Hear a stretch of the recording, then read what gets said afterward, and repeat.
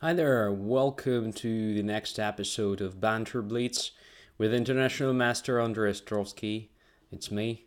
I'm afraid that we don't have a lot of time tonight, so let's get straightforwardly to playing chess.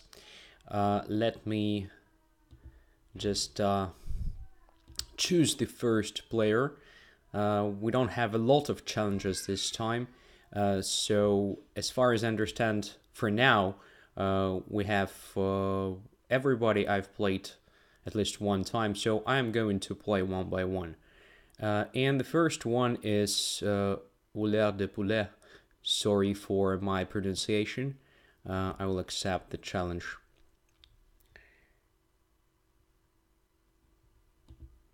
And I'm playing with black pieces. Okay, as usual, would be helpful to understand if everything is all right with the quality of the picture, quality of the sound, and so forth. Just let me know in chat. And my opponent made his first move. It is d4, so let's play knight f6. Nothing new if compared to what I usually play. So maybe we can change right now. So let's try something more aggressive. Graf opponent says all okay. Igen 566 says all seems okay. Fox Riddle says stream is good. Nice. So let's focus on playing chess. Elysium says that stream is good. Thank you, my friends. What do we have on the board? Most likely it will be Benoni. Aha, f3. What about b5 here? I don't think it's great, but it's something really exciting, really interesting. So I'm just doing everything to undermine, excuse me, to undermine the center. So bc4, bishop takes most likely. Then I can probably just take on d5. It's always interesting to check some like knight takes c4 and queen h4, but I don't believe it will give me sufficient compensation in this particular case. It's important that white doesn't have e5 right now because I take on d5 with the knight, getting extra material and reaching the main goal, which is to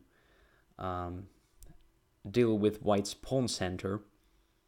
Alright, knight c3 is an interesting move. Not being in a rush with taking the pawn on c4. Now if I take on d5, most likely white is thinking of playing e4, e5, and then if my knight goes away, then d5 will be captured. With the knight, most likely, it might be quite annoying. But after e d5 and e5, I have something like d4. E takes f6, d takes c3, leads to absolutely crazy position. But then there is check along the e file, and I'm just lost. So it doesn't work. Okay, what can I do instead? I can play basically e5, but it's too passive, I guess. Bishop a6 is also something that looks very ugly. Bishop b7 is something that can be considered, I suppose. So let's try bishop b7, although I'm not really satisfied with this choice.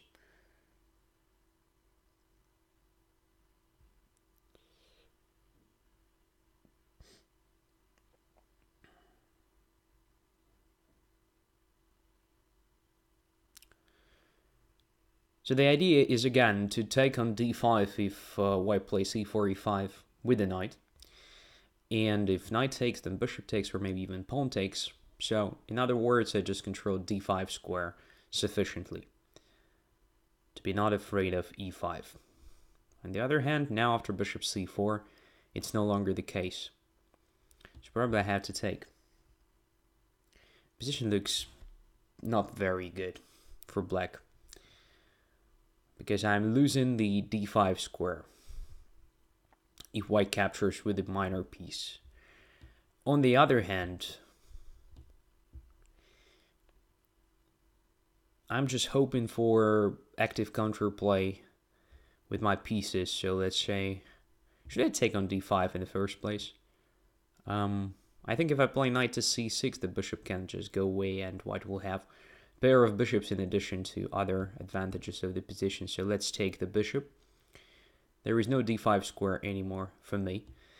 But development is not that bad, and I'm going to occupy d4 or maybe b4, attacking the queen. And then maybe d5 with the pawn at some point. Also have some maybe not very dangerous threats connected with queen to h4 check. Yeah, that's not the case. Okay, so mainly I'm thinking of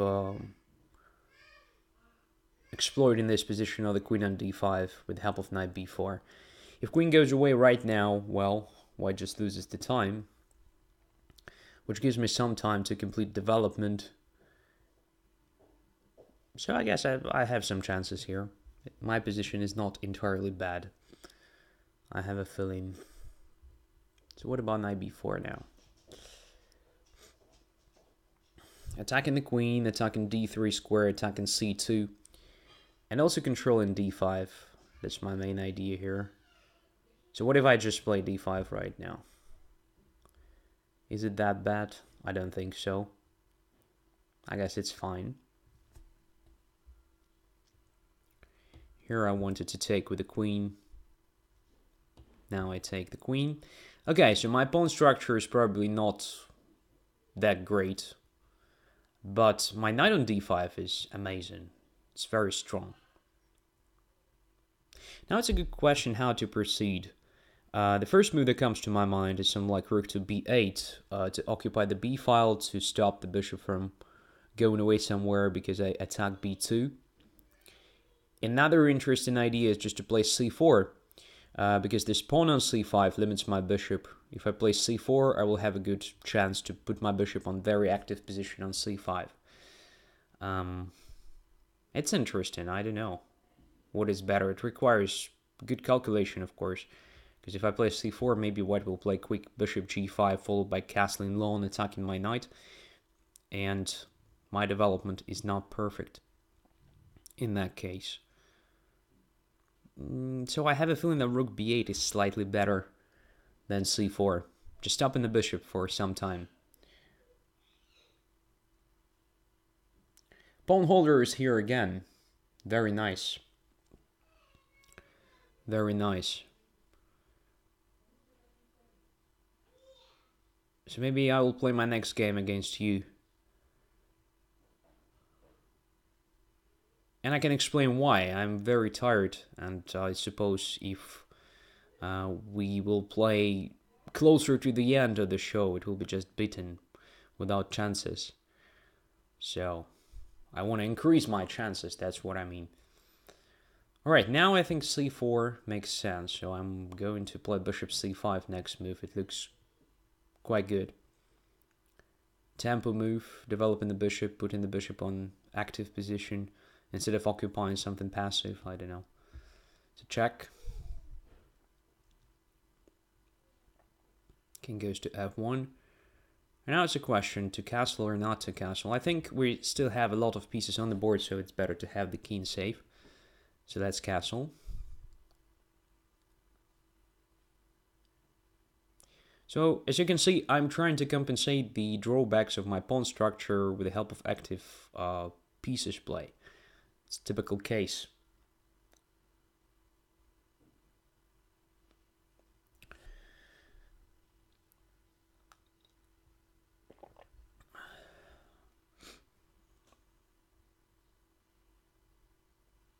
Rook to b1. I think I can take on a3.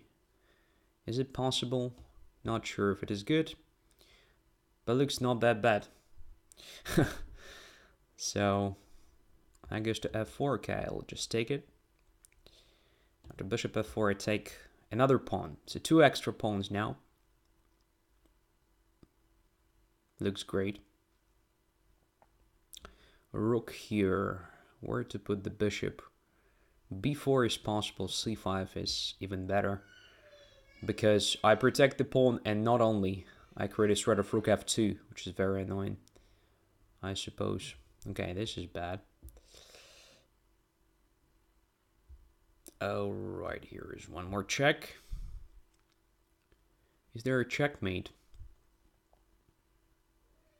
At least I don't see it. So let's capture the pawn.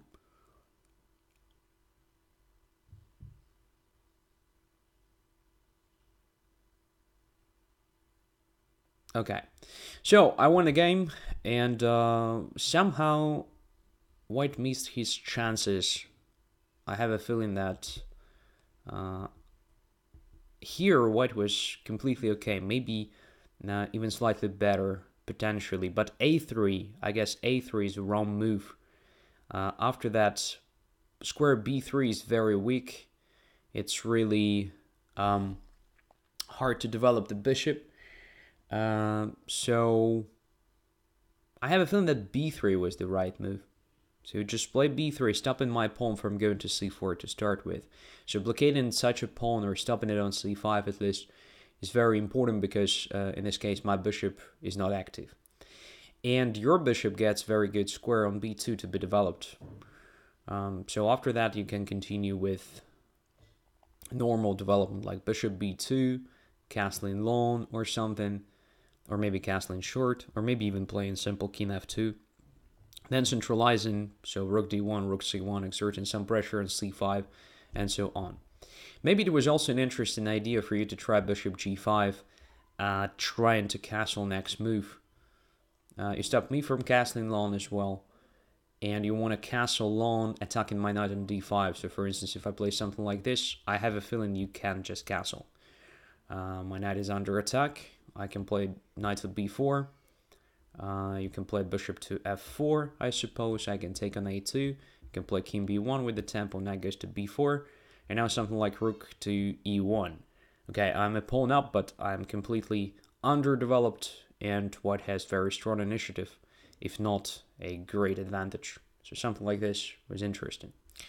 Okay, let's go further. So I wanted to play against pawn holder, so let's play against pawn holder to clarify the things right from the start, and then I will come back to normal order of challenges. So let's see what's going on here. Pawn holder says, I'm a bit tired too, but I will gladly play a game. Okay, nice. So we're both tired, and this means the probability of the mistake is very high from both sides, which is great. I mean, it will be a funny game. Seemingly. So, with the transposition, we get one of the most popular positions of the 20th century and 21st century as well. I mean, it's a Sveshnikov variation, or Chelyabinsk variation, if you will.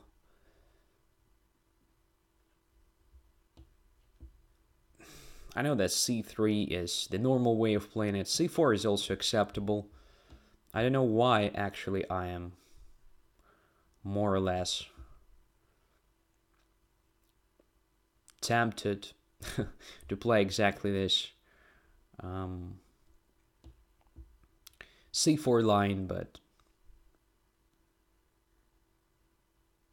it feels just alright. I mean,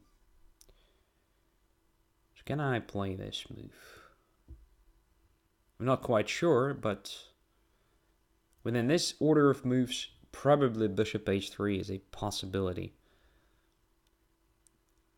Because my light squared bishop is not good. Black's light squared bishop is quite okay. If on the other hand this bishop is exchanged for the knight, then my bishop on h3 will be very useful controlling c8 square, so that I will have good chances to fight for the c-file and even win that fight. So let's see.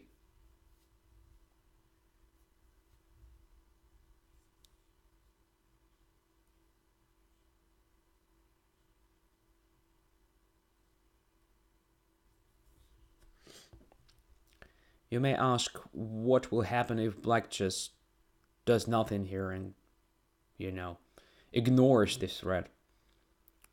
Well, I have king f1, king g2. That's a typical maneuver. Here, as far as I understand, black is going to take on d5, maybe next move, and then play rook to c7 if there is the fight for the c file. But anyway, even if there is an exchange on the c file, after that, I will have better chances to fight for it. I'm talking about bishop d5, cd5, this sort of thing. Okay, knight is on d4 immediately.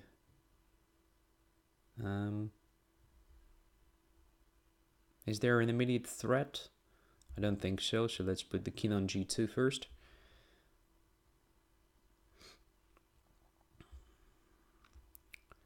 Now cd5.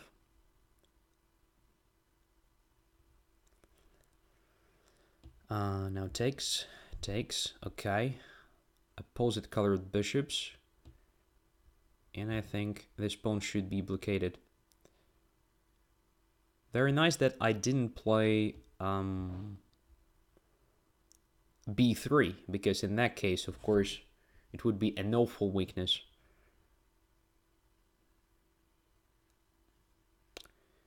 So, queen e7. What to do now? Just f3?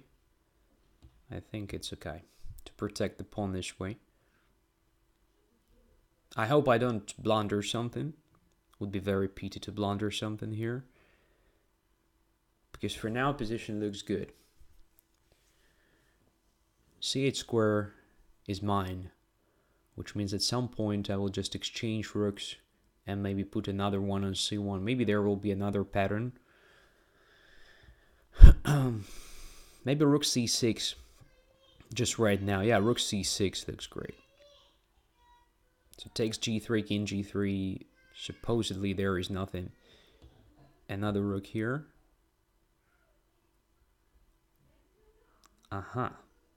That's interesting. Takes, and then I want to checkmate black. But I need the queen then, somewhere on b5, I guess. Let's put it on b5 then.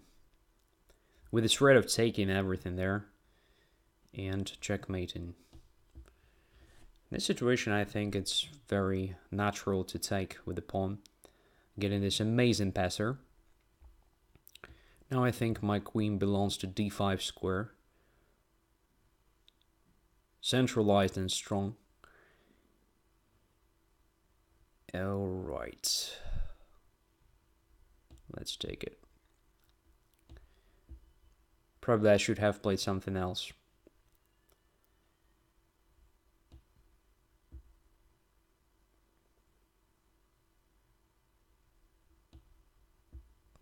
But anyway, position looks good for now. How to improve it? I can put my bishop on d7. For now, just controlling everything. But what is the plan? Just pushing pawns here. g4, g5, and so forth. Yeah, why not? Okay. Looks like we're very close, but what is the plan? Queen b5, queen b7 is a possibility. But then d5 is possible, but I don't think it's very dangerous. So let's try it.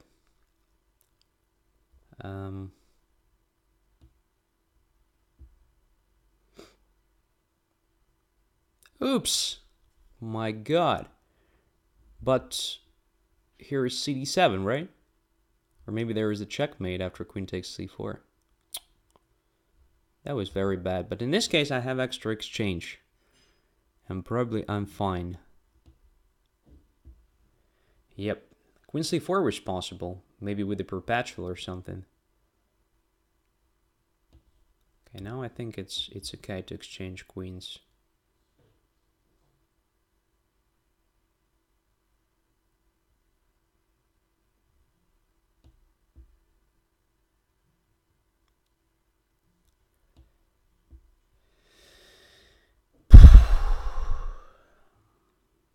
So we're very close to winning the game. We still have to be very careful here.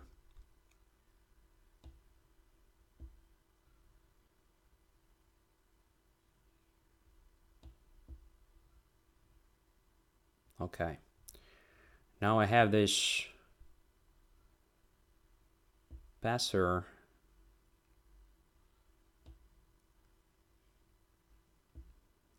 So how to win this correctly? Okay, let's put the rook on d4. I guess it's fine. Now let's go there.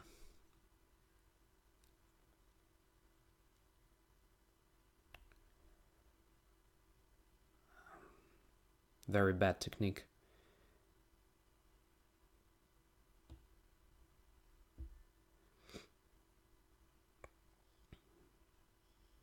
It should be still alright, I guess.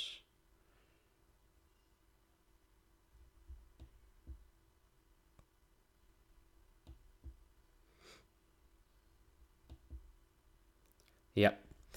It's still lost for black. Okay. Queen is here. My queen is here. Interesting game, but I'm really unhappy that I missed rook takes d7. It was a typical tactical shot. Okay, black resigned. I still have a feeling that after taking not queen but my rook on c4, black would have been alright. Let's go back to that position. So here white has overwhelming position. I don't know, maybe g5 was too early, maybe there was a much better choice. Just to open up a position of the king finally. So maybe to start with h5 here. But this position is just amazing for white. This is also not bad. But here I missed this rook takes d7. That was amazing. Amazing blunder. Fortunately, there is a cd7 promoting the pawn. But I have a feeling that queen takes c4 was very strong. I don't think I have anything better than d8 queen, where after it doesn't feel like my king can escape perpetual check. So yeah, there is just a perpetual after queen d3 if black wants. Maybe there are some checkmating patterns as well, but I don't think they really work. Like queen f1, king goes to g3. I'm not forced, I mean, to go somewhere to be attacked by that bishop. So there should be everything fine. I mean, it's just a perpetual. After simple queen d3, I don't see how I can escape checks, right? Yeah.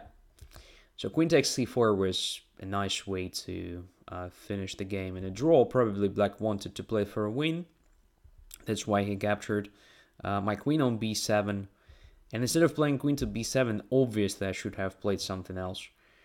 I had all the chances to improve my position, not being in a rush or something, I guess. So for instance, after king h7, I can try even something like queen to f5 first, forcing g6 probably, then queen d5, a bit waiting, and so on. Don't know. So rook c4 lacks defense. Maybe king e2, king d3 was an interesting maneuver, even prior to playing queen b5 or something like this. So if black does something, I just put my king on d3, and then queen b5, queen b7 starts looking amazing. All right.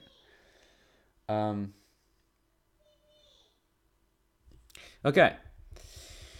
So, interesting game. So that is basically the idea behind having the bishop on h3, just to control c8, which means in many cases black has problems with fighting for the c file. Probably black should have played something like a4 prior to putting the knight on d4. Sometimes black does this by playing rook b8, then a4, creating a sort of b3. I mean, like here, so rook b8, let's say I play king f1, you play a4, pawn b4 is protected, so you can do this, and you want to play b3 in many cases. White plays b3, but that's another story now. So, I mean, now it's different. Like, you can do the same. Rook b7, king here, Bishop d5, cd5, knight goes to d4, but here is a big difference. c3 is weak, and it's no longer that simple for white because you have this maneuver rook c7, rook c3, which is very strong. Right. Maybe not the best analysis here, not the strongest moves for both sides, but at least I wanted to share this idea. Okay, let's go further. Thanks for the game, Graf van Pallin. Accept.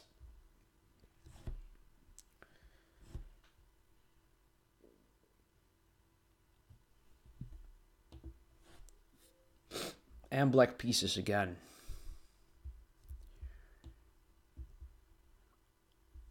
It's always a big pleasure to play against you, pawn holder. Thank you for that. Every game is kind of, you know, very exciting.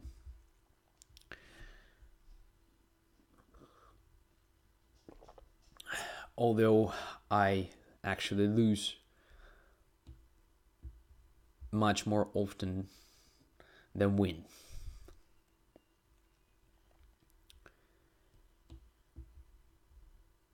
So, Queen's Indian defense.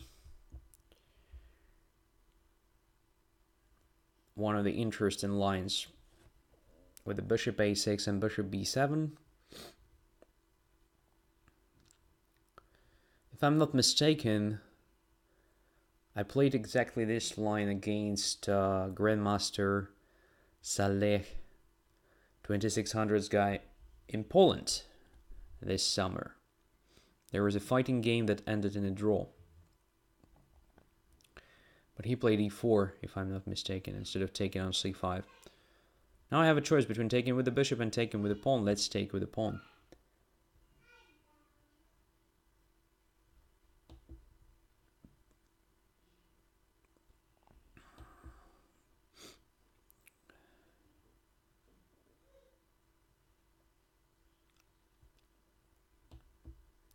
Now we have also very typical pawn structure. So d file is open. I have to be careful about my d6 pawn. But for now, I think I have enough resources to protect it.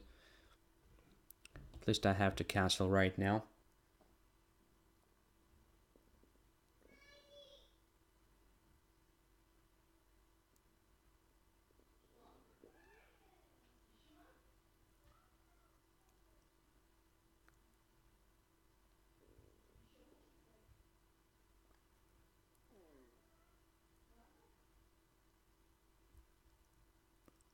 Bishop e2.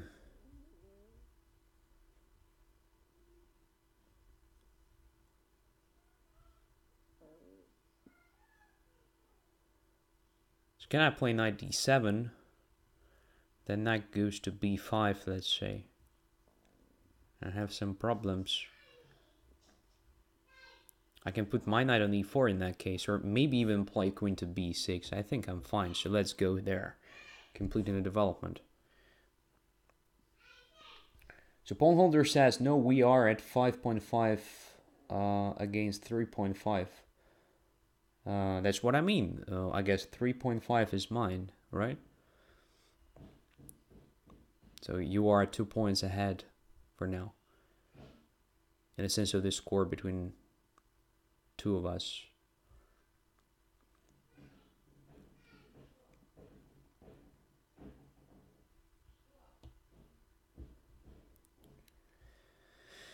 So the b file is open for me.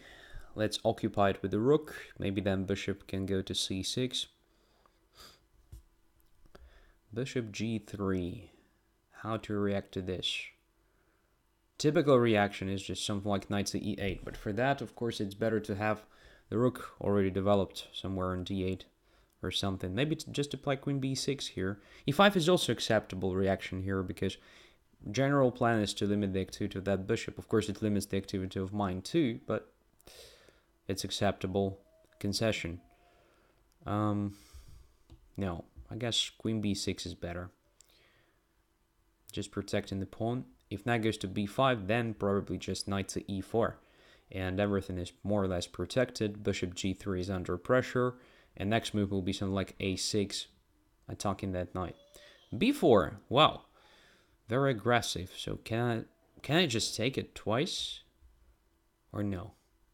Takes b4. What's the point to start with? Takes b4, knight goes to a4, queen goes to a5. Maybe something like c5 is planned. I'm not sure. Looks complicated. I can probably just wait a bit and play something like rook b to c8. But then b5 is possible. Position starts looking not very clear to me. Don't want to take on b4. Cannot explain that, but feels like it's not correct.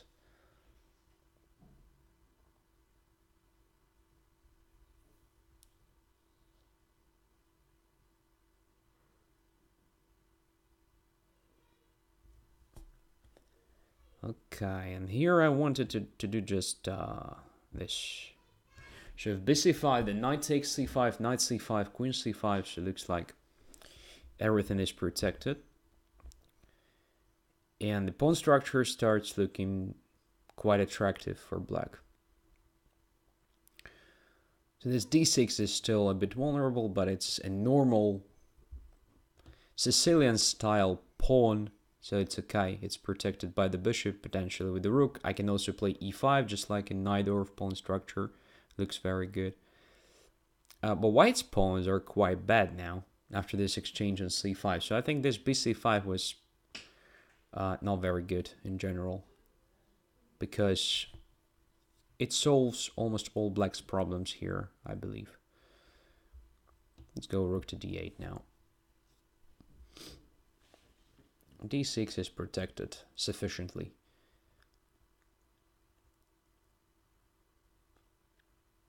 Maybe it was better for me to play e5, in fact. Not only closing diagonal h2, b8 for that bishop on g3, but also limiting the activity of the knight f3 controlling d4 square.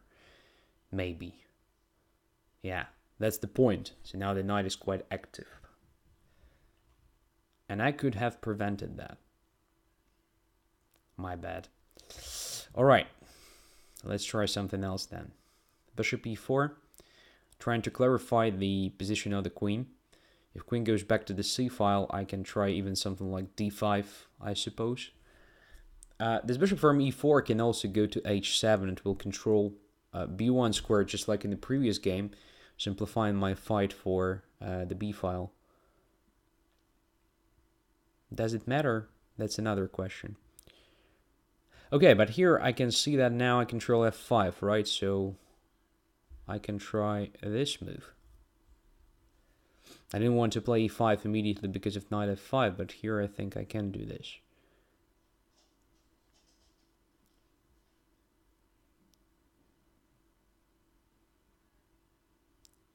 If this position is not annoying for white, I don't know what is annoying. Because from my perspective, it looks just amazing. The only problem that I have only 40 seconds. I was talking too much.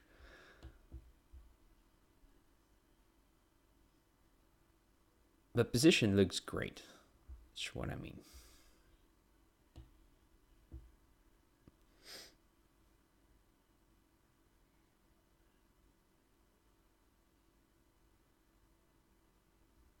Maybe it's not that great. Can be. Okay. Let's go there. And there.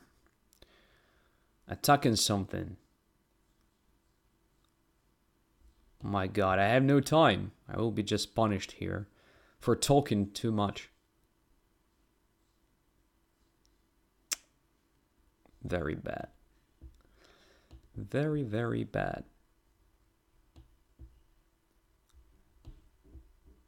Oops. Almost a blunder. Fortunately, I have this.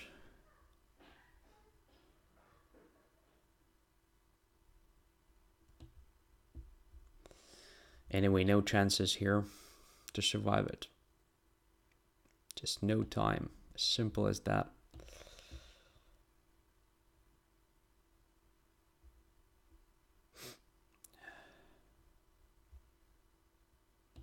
Oops. Rook h4. Anyway, no chances here, I believe.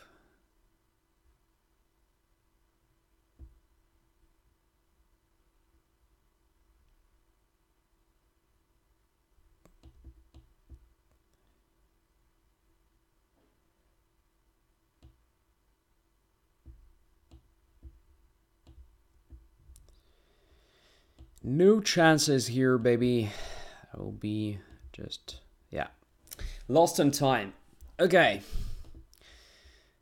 So that is what happens when you talk a lot, right? More than necessary. All right, but I hope you've learned something from this talk, because I've explained a lot of important ideas for this pawn structure. And probably there is no sense in basically analyzing this game. Everything was explained during the game. One more time about this bc5. I believe that exactly after bc5, white started experiencing some problems. Instead of doing that, of course, it's possible to play b5. Typical thing. Maybe even here, just b5, because knight anyway doesn't belong to a4. It is the square that should be occupied by the pawn. So a4, a5, and so forth. All right, thank you. Let's go further. Let's go further. Fuchsrudel, accept.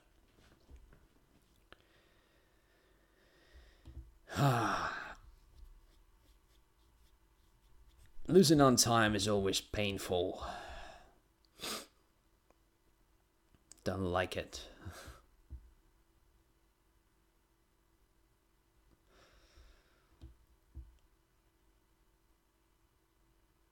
Especially when you are absolutely winning at the end. There is simply no time. Simply no time.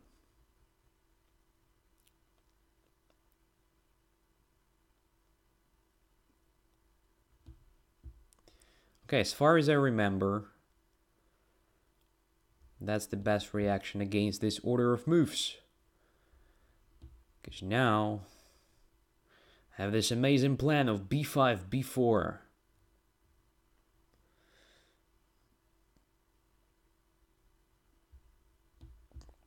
Let's play b5.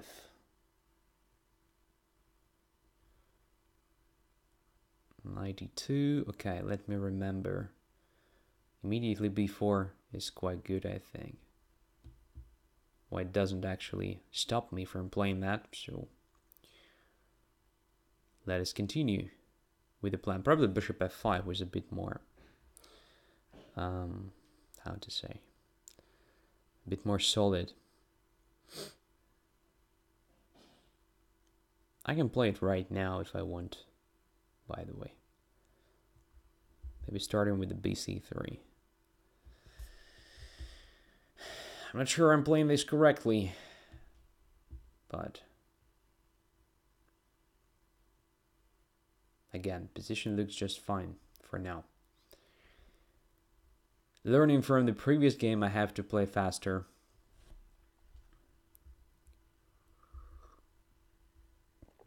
To have the time to accomplish everything. Yeah, probably b4 was premature. It was better to play h6 to have a possibility to save the bishop on this long diagonal, instead of doing what I do here. Because I'm doing terrible things. Putting the bishop on a4.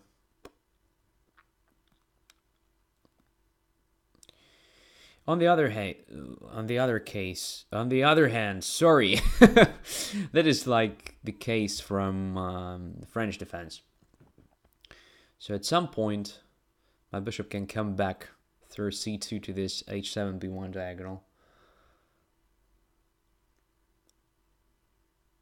But white is going to exchange it voluntarily. That's probably a mistake, because I was like struggling to improve my bishop from a4. It was very bad piece in general, just closing the a file for me and doing nothing specific. So exchanging it was a bad idea. Now I have no problems at all. Similarly, I just completed development with a tempo because after cb4 I take with the bishop attacking the knight on d2 and then just castle, and I'm ready to play along the a file. My pawn on c4 will be a better passer than that one on a2, I believe, because it is protected and the pawn on a2 is isolated, so it may be potentially a weakness. And now I can see I have some tactics. Like I can take on d2 and play g5, bishop g5, knight e4, right? Right. Here we go.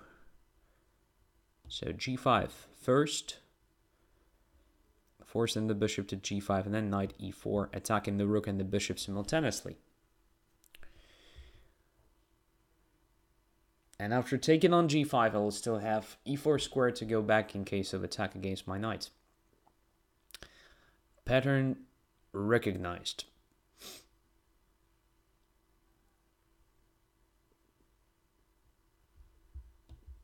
Extra minor piece, no compensation. And enough time to convert the advantage. Okay.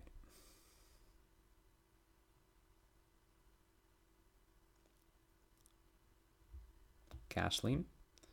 Completing a development. Preventing rook b8 check, which could have been annoying. Okay, let's come back to active position with the knight.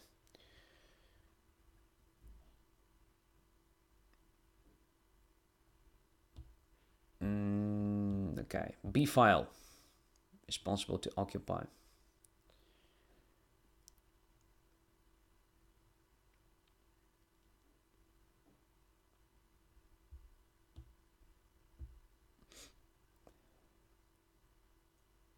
Not necessarily a good move, knight to g6, but well, position is absolutely winning, so I think it doesn't really change the situation. White's not that great, because if white goes away with the knight, my knight on g6 is doing nothing. But okay, it's an extra knight, so we will activate it a bit later then. Okay, it's exchanged. So the thing is very simple to explain. Two moves. Okay, in this position, of course, knight e5 was not a terrible mistake or something, but bishop d1 was definitely a bad move. So exchanging the piece in my camp that I was struggling to improve. That was the main reason of your problems here. Knight e5 is the move of the same nature. So you exchange one of my pieces, which is not very good. I'm thinking of improving it somehow, but you just offer an exchange. All right, I no longer have to think about it.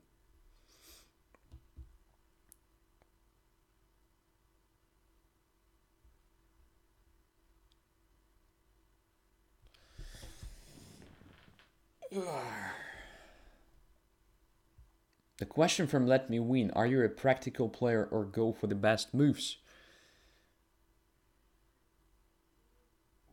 Isn't it the same? Because the best move is not the one which is absolutely correct from a purely chess point of view. The best move is the one which is the best for the moment. So it should basically take into account situation on the clock, the style of your opponent, and so forth.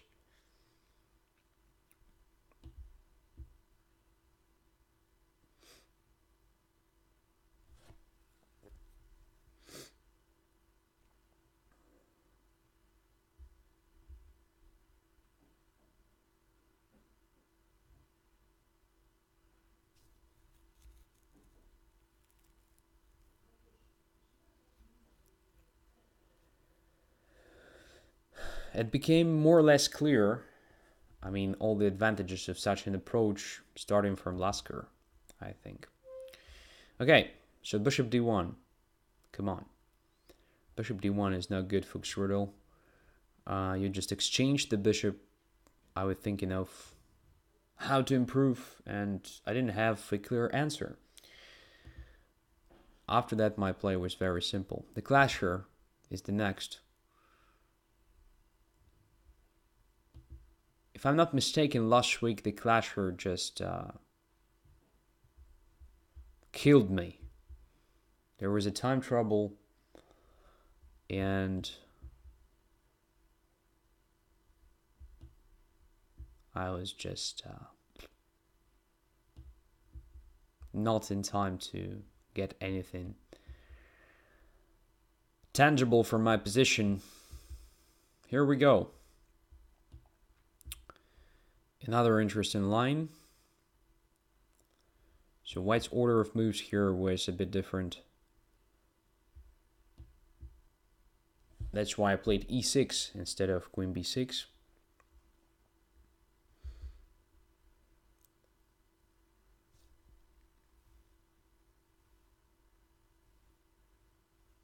Can blunder reduction be trained separately, or does it just reduce automatically with time? It is something that is coming automatically if you train a lot, solve a lot of tactics, and if you play a lot. So basically, when you are in a good shape, which means you do a lot of chess in general, on a daily basis, you just stop blundering too much. But first and foremost, you have to work on pattern recognition and also on the theory of tactics in general to recognize these tactical situations while playing.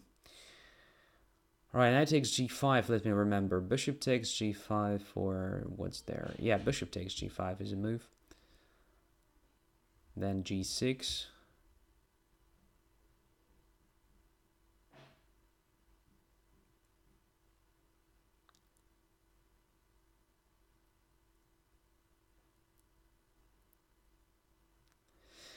Yep, and here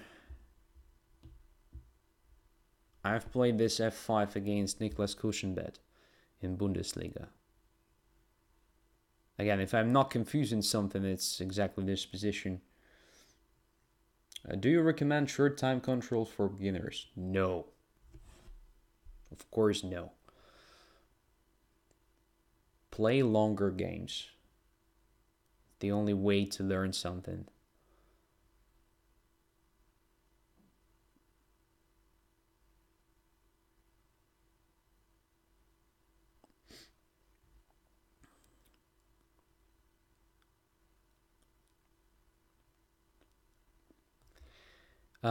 So it's an interesting line. It's quite popular nowadays. CD4 leads to some sort of initiative for white for the pawn, sort of attack on the king side.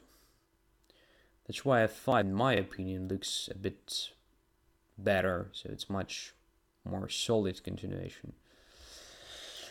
And here it's a good question, just to play bishop h4, exchanging that bishop, which looks terrible for now, but normally it's a great attacking piece in French pawn structure. Or just play bishop e7. Without my dark squared bishop, it will be hard for me to make a progress on the queen side. So I prefer just to go away with the bishop to e7. Not playing bishop to h4, although I believe that bishop to h4 is also a possibility. Okay, now let's go for this. It's very close to my game against Huschenbett. Maybe it's just the same story, same position. I don't know. I was doing very well in that game until the very end, the final stage, where I blundered like, not like a patzer, but there was a serious mistake in calculations, and I just went to the wrong direction.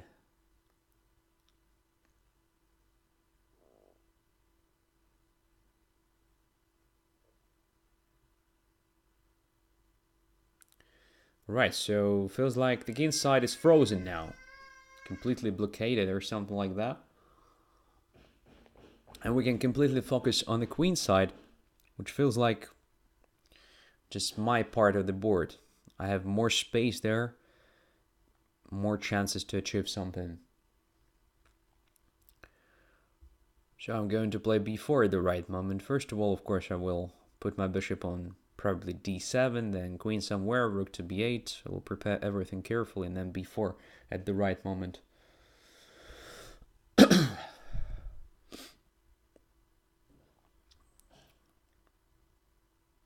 Knight to g5. Okay, should I take that knight or maybe just ignore it? I don't see a threat right now, so I'll start with the bishop d7. Oh, Giovanni is here, saying, hey Andrey, hey Mark, hey all, hey Sahar. Yeah, Mark was very loud in the background.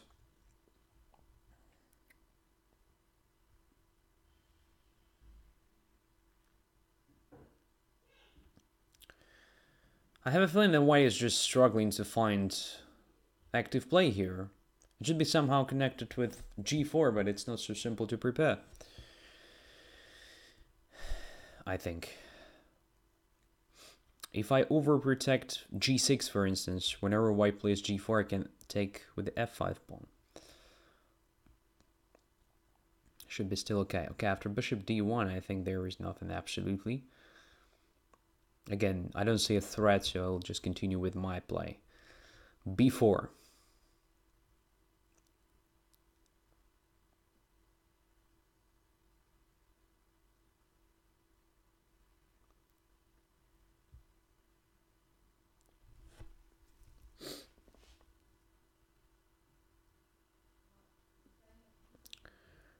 Queen d2. Again, is there a threat? I don't see it. So let's capture here. And now just a4, preparing knight a5, knight b3. Also fixing a vulnerable pawn on a3, potentially.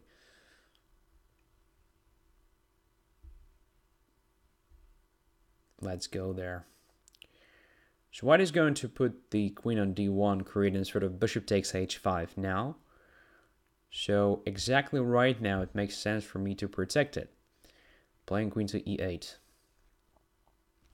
Well, not a good looking move, but it's just okay for now. Stopping the immediate threat of bishop h5.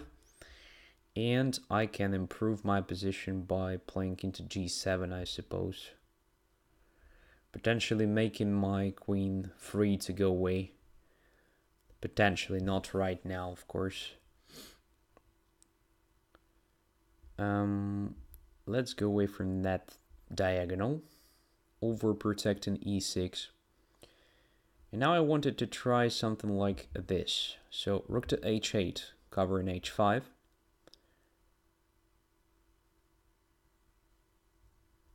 All right. I don't think it's a big deal. So queen e5 check, just bishop to f6, right? So I can even put my bishop on c6, just protecting d5. Knight f7. What is this threat again? Don't see it, so let's put the bishop on f6. Oh, that was a threat. All right. Blundered it, but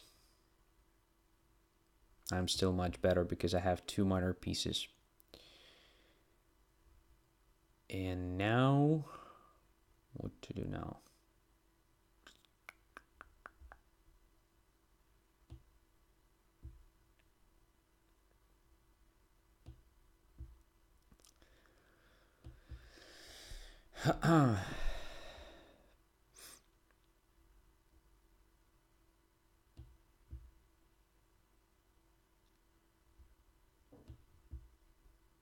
All right. Again, not the best conversion, of course, but, well, position was very good right from the start. Almost right from the start of the game. I mean, at some point when I played a4, I think Black is doing very well. I guess that this h4 was too much. So you just gave me a chance to blockade everything immediately, and it was very hard for you to proceed. So Hushenbet in our game played castling, then king h1, bishop f2, rook to g1, and then finally g4 at some point. No. He played queen f2, bishop h4, exchanging my dark squared bishop, and then g4.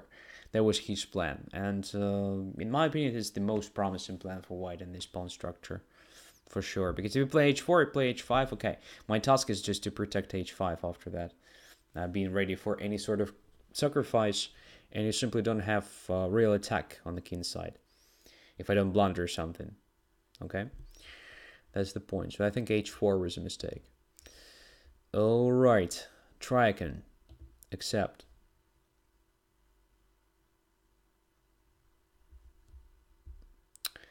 Giovanni, nice to see that even very good players sometimes blunder.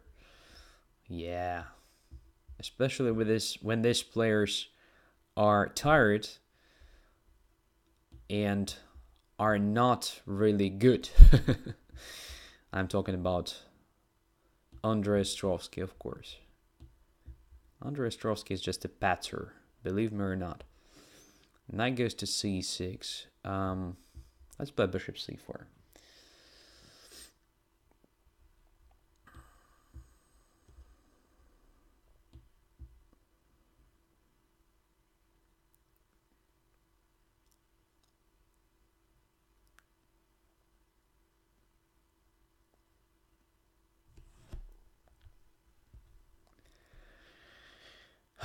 Queen to c7, queen to e2, protecting the bishop. Almost automatic reaction here to all this sort of stuff. Gaspar Fon says, not really a patzer, come on.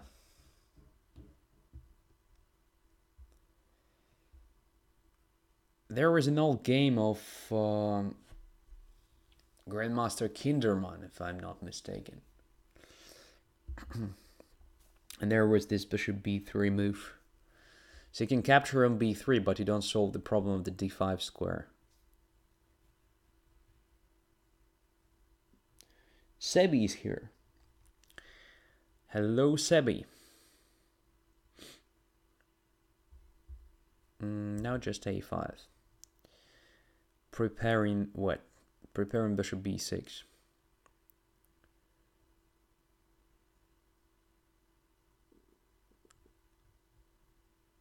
Maybe not the most accurate move. Rook after d1 was also quite good.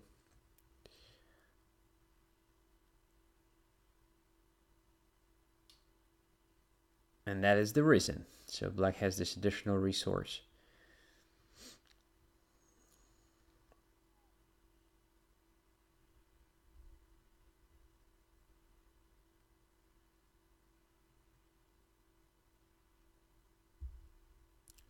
That's why rook after d1 was good, because in that case I'm not forced to take on c4.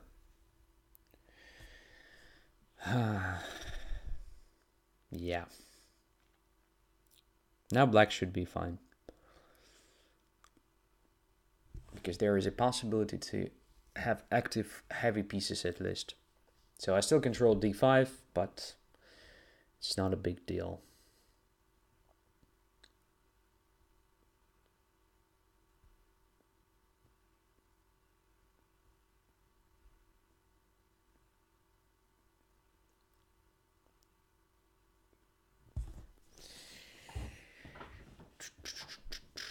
d5, okay, very aggressive and very typical thing, to be honest. So if I play e takes d5, then what?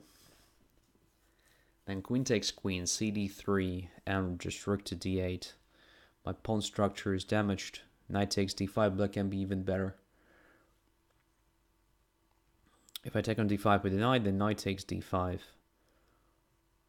e5 is the same, more or less. If I take with the queen, queen takes, pawn takes, rook c2. Don't like it, so probably I should take on c4 now. But it doesn't really change the situation. So rook c4, e5, bishop b4 is very strong. But that is at least something, so I'll try it. At least some sort of, imbalanced position. Which means I have some chances as well.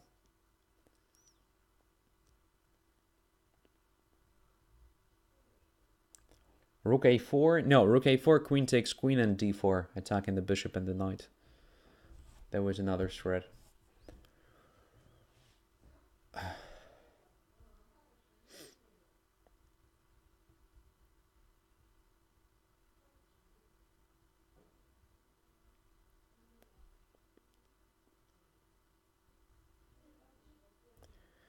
So now black is thinking, but I guess rook takes c4 is like an automatic move here. Yeah. Bishop b4. So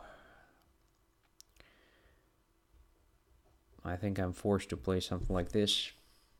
Let it be. I mean, I don't need this knight. But pawn d5 is very important. It's my last hope, in fact. Maybe it's not that bad pawn in general. So to play d6 right now, or to start with rook b1. Rook b1 is also a very interesting move. So rook b1, rook c2, rook takes b7. If knight takes d5, I can take on d5 because bishop controls c1. Yeah, I guess I will start with this move. Activating the rook.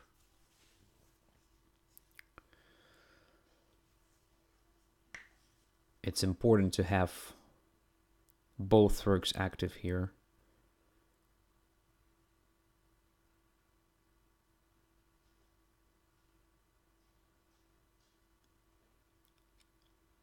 Because I think I don't have enough resources to play immediate d6, then just rook d8, bishop b6, rook d7. Black is okay. But if I have the rook on b7, this line works perfectly for white.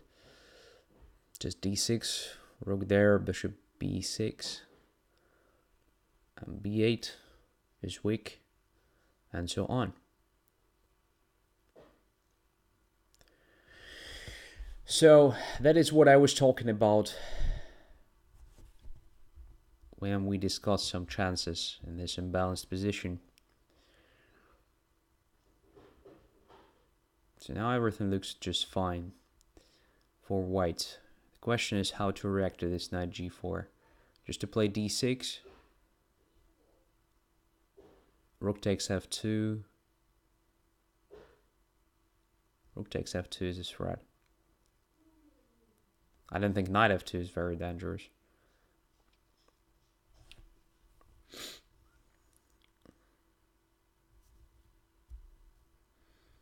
d6, rook takes f2. What if I just play bishop b6 there? That's okay for me. And then d7 and so forth. Okay, let's go.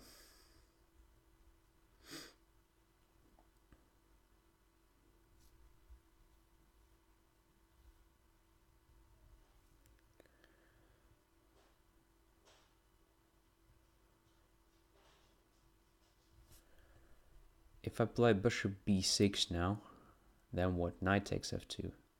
King g1, knight takes d1, bishop takes d8. Clear. Maybe it's winning, maybe it's not. What if I play d7 now? Knight takes e3, but it's very tempting to play bishop b6, to be honest.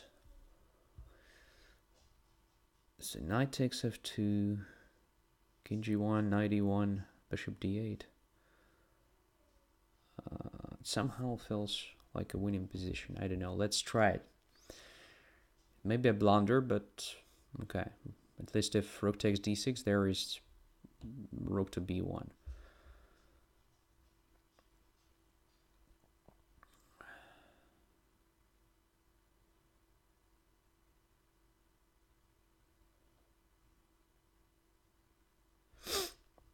So knight takes d1, bishop takes d8. Black has two problems. My pawn on d6, which is almost a queen, Another problem is the back rank, which is very weak. Okay, rook here. What about bishop g5? Attacking the rook and b8 square at the same time. That's what I wanted to do, in fact. Just double attack. Oh, but it doesn't change the thing, because now I promote my pawn. All right, nice game, nice finish. There was an interesting line, knight to e3 instead, and I wanted to play basically bishop to b6 or bishop to g5. Both are looking great. Attacking the knight, preparing rook to b8, preparing d7, preparing everything. So looks like a winning position again. So rook takes g2 is obviously possible, but then what? King goes to h1. There is a threat of a checkmate now, knight is hanging, and so forth. So most likely this position is already quite hard for black to play. At least very specific, very accurate defense is needed, which is of course very hard to demonstrate when you play blitz.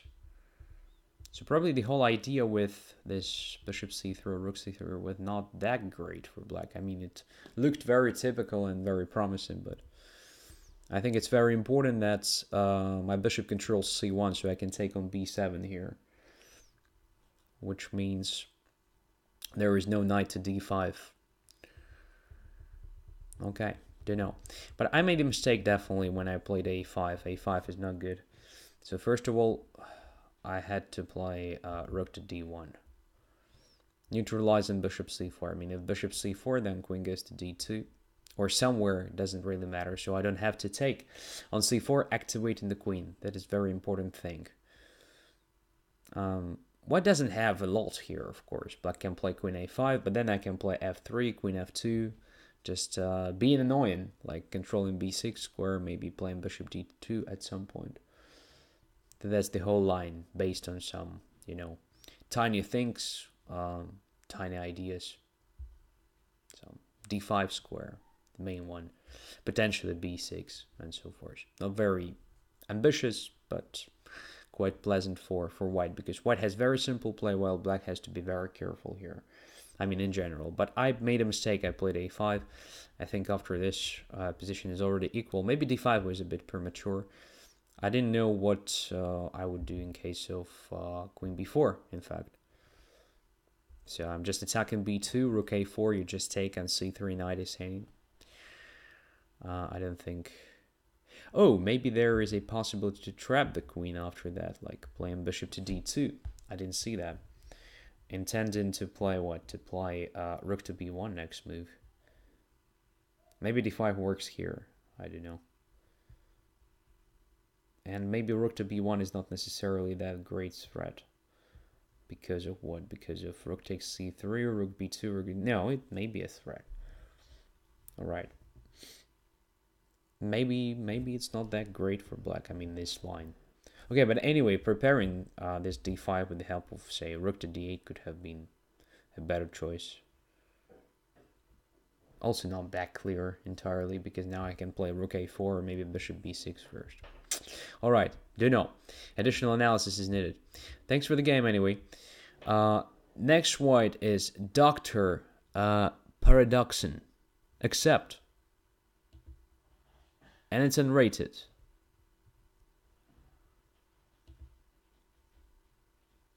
What's going on here? What's this?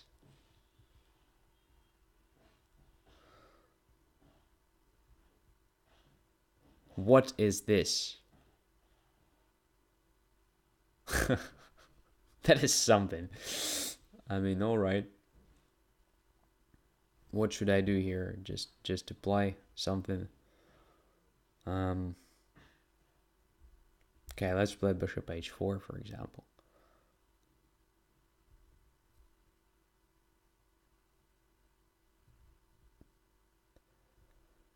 Never ever seen this before. What's going on? g5 is a threat, right?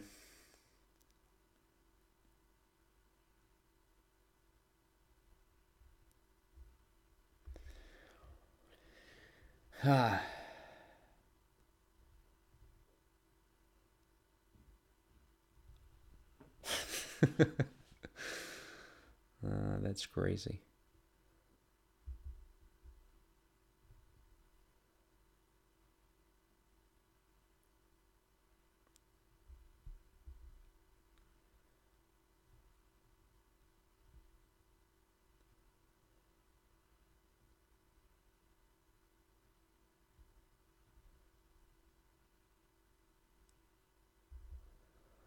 Okay.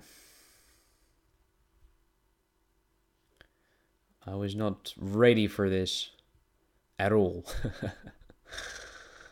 Oh shit. Position looks very bad.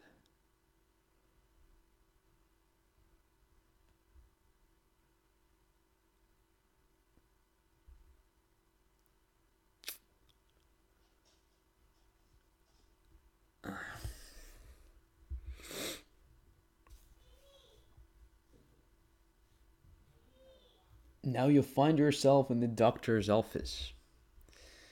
What's going on, guys? I don't know this doctor.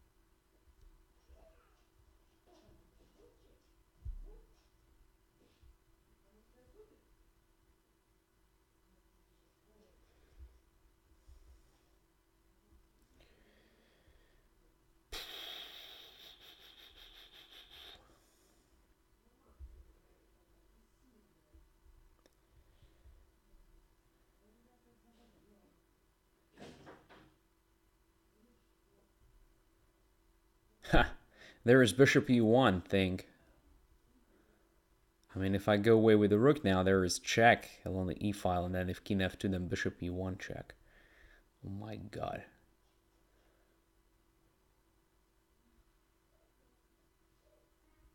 It's basically over.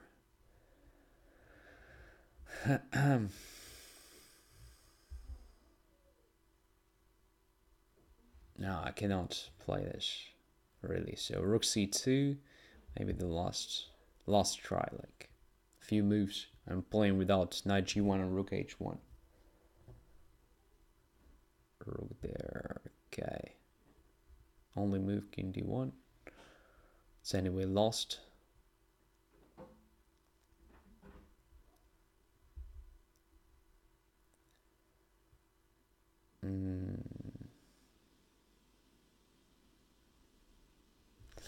Right, if I take on d3, there is what? There are a lot of different things possible, obviously, but I have a feeling that this pawn should stay there, just to cover my king a bit. It's anyway very bad for me.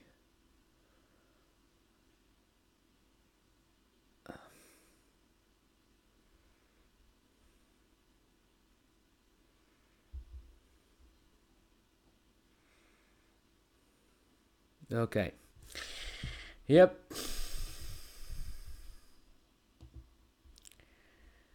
Alan Thompson is the next. Was a fun thing, obviously.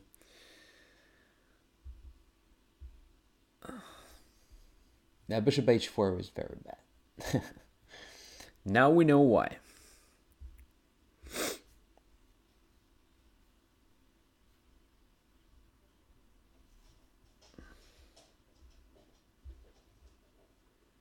Sorry, Thomason, not Thompson.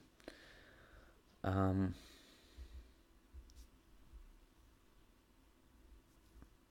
that's interesting. Experience, obviously. The next time, I will take my time to think a bit.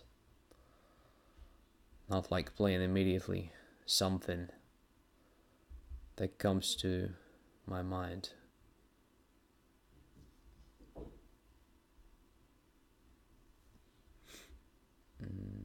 All right.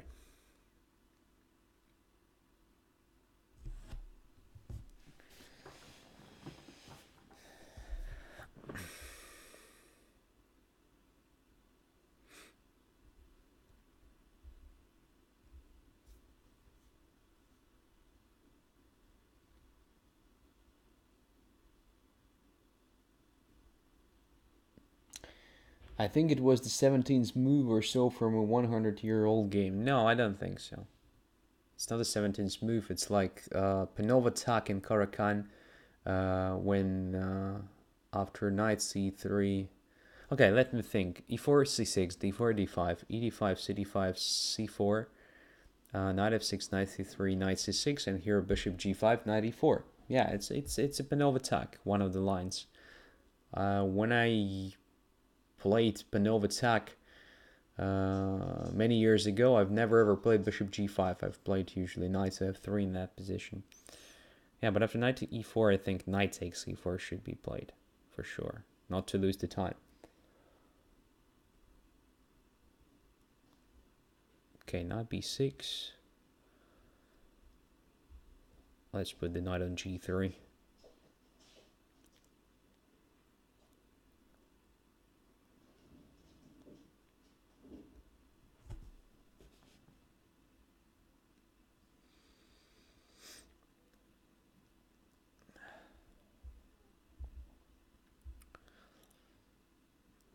What about this? Just asking the knight b6, what is he doing there? What you're doing there, my friend? Are you going to occupy c8 or something? I'll be happy to see that.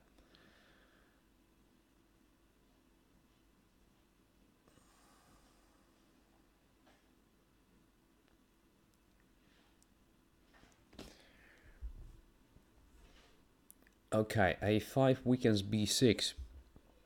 So I can put my queen on b3, attacking it. And forcing it to c8. I suppose. Where after I can take on b7. Forcing the rook to I don't know where. There are no moves for the rook. Because I control all the squares with my bishops and my queen.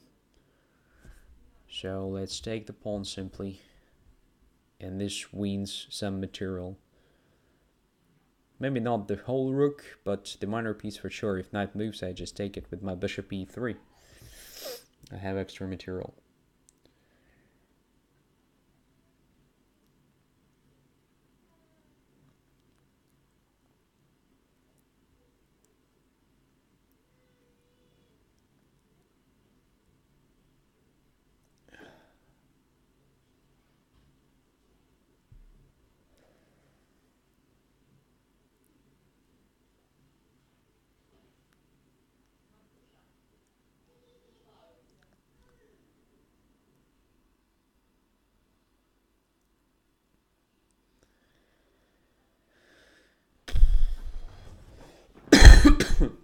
Excuse me.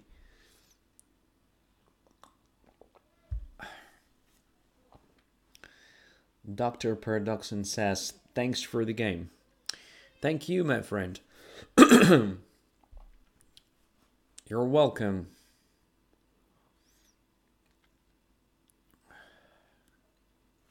Knight a7, alright, that is what I predicted. It was basically the only move to try to save the material, but now I can take on a8 and anyway winning that rook.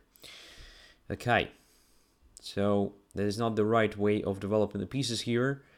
The right way is to prepare f5 as quick as possible. For that you can even put your knight on h5. Sometimes you want to play bishop g5, exchanging the bishops, I mean starting from here. So, somewhere here, you just play knight h5, bishop g5, without even playing knight to d7. Okay, knight d7 is fine. you could have played this e5 immediately here. So f3, e5, then d5, bishop e7, like c4. Knight goes to h5, and then bishop g5. This is the main line, I think. Okay. Most likely the last game now. Epinikin from Germany. And playing with black pieces.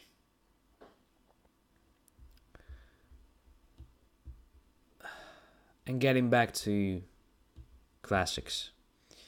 e4, e5, bishop c4, bishop c5.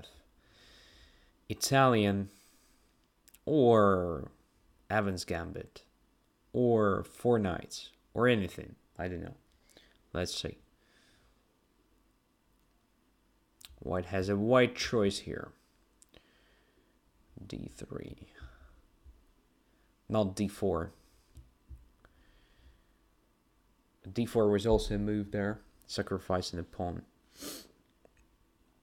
Famous line.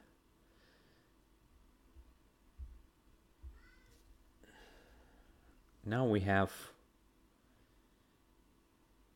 this super famous slow Italian, which is very close to Ruy Lopez. Ideas are absolutely similar. Right, bishop b3 is not very ambitious move, but it's quite okay. Anyway, to capture, not to capture. Let's capture.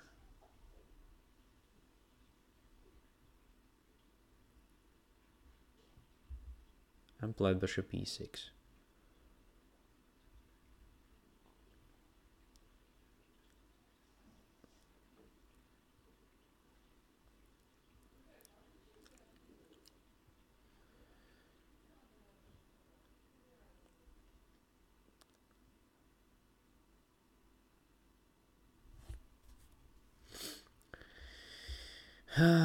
Queen to d7 is what I'm thinking of.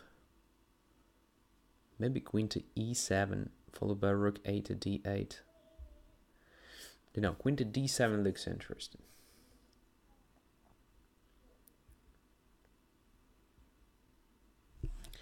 If white plays something like d4, I think I have some interesting ideas like ed4, cd4, and d5 then.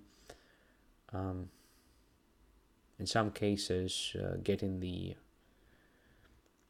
isolated pawn on d4 or something. And after capturing e6, I wanted to take with the pawn to open up the f-file. To make this position not that dry, you know, because it's usually quite boring.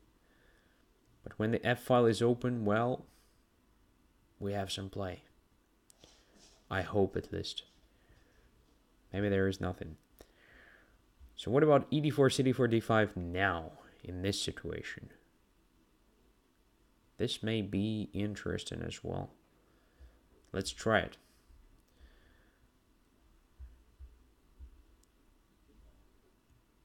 I seldom play this pawn structure, so I want to try.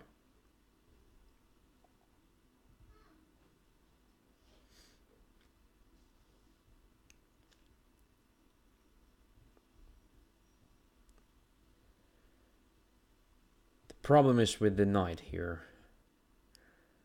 Where to go?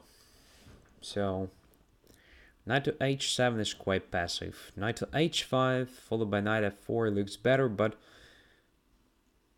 I'm also not sure that my knight will find a good square, especially if white plays something like g3 after knight h5. What's next? Where to go? Maybe it's just a permanent problem with the knight here.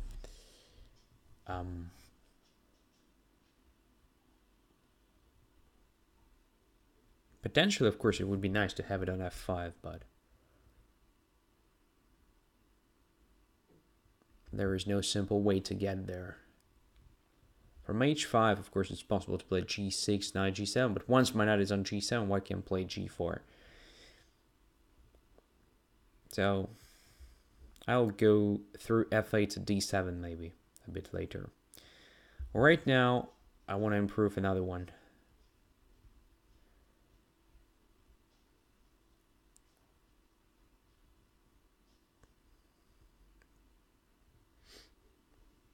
Just want to put it on f5 maybe.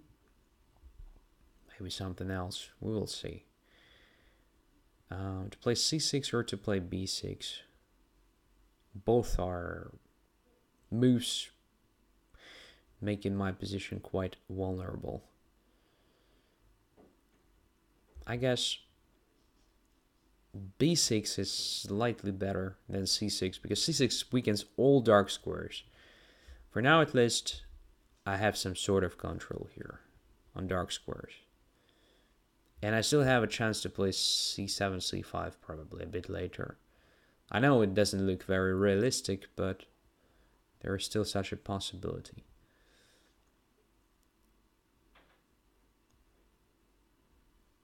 Okay, now I can play c6. Since my knight protects c6, it doesn't look that terrible. Maybe then I'll just go back with the rook to f8. But first, I will probably improve my knight. I mean, we'll go away from h7 to f8. Maybe it's not even an improvement. But feels like I have some squares there. Since white gives me such a chance, I want to grab some space there, preventing at least this easy b4. Looks like something that makes sense. Alright, now knight to f8, protecting e6. So both e6 and c6 are protected now, which is good. My queen is free then, so I can put my queen on e8, maybe then to h5 or g6. Another plan could be to double my rooks along the c file at some point and play c5. Again, not very realistic. So now, let's put the rook here. Queen goes to c2 is not an attack. c6 was anyway protected. So can I play a4 now, grabbing even more space? And then rook to a5 maybe. Little by little, making my position not that terrible.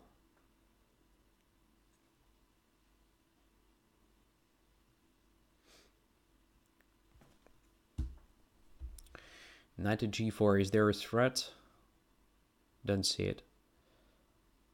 Knight h6, no, there is no threat, so let's play rook to a5, which was planned.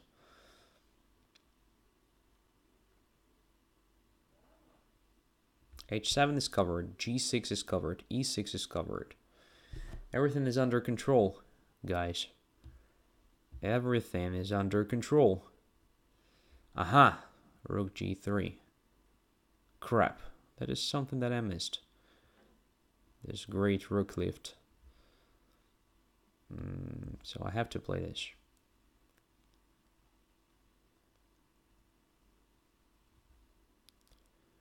Rook on a5 is protected, fortunately. So I can protect h6. And attack the knight on h4 at the same time.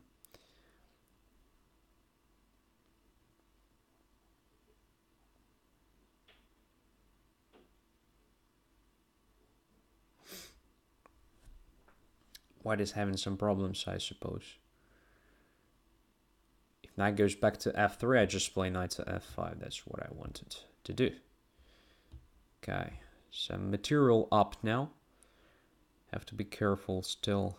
There are a lot of different tactical threats all around.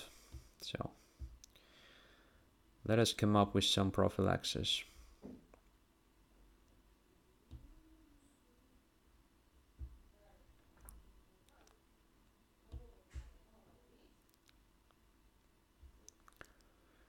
So what about this? What about this now? Wow, I have to be much faster. Just wasting my time. Oops, that's a big blunder. That's a big blunder. My goodness.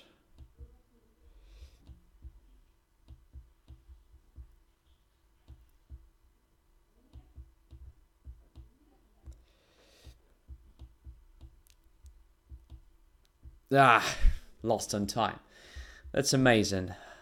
That's amazing how it is possible to blunder such a thing like knight takes c5 here. Yeah, in such a position. Just absolutely winning. But okay, we both had just seconds on the clock, so no surprises.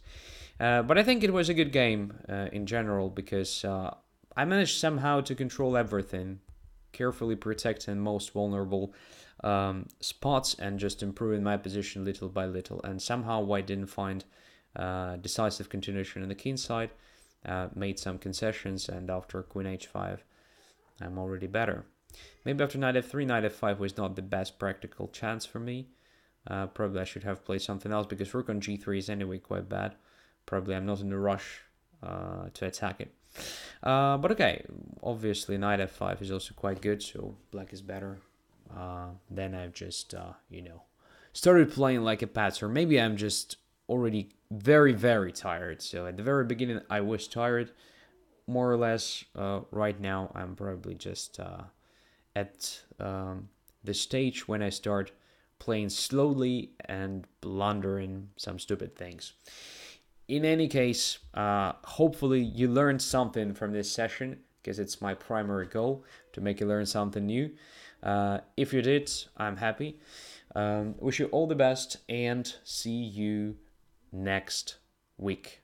Training Tuesday and Banter Blitz on Thursday, 8 p.m. Central European Time.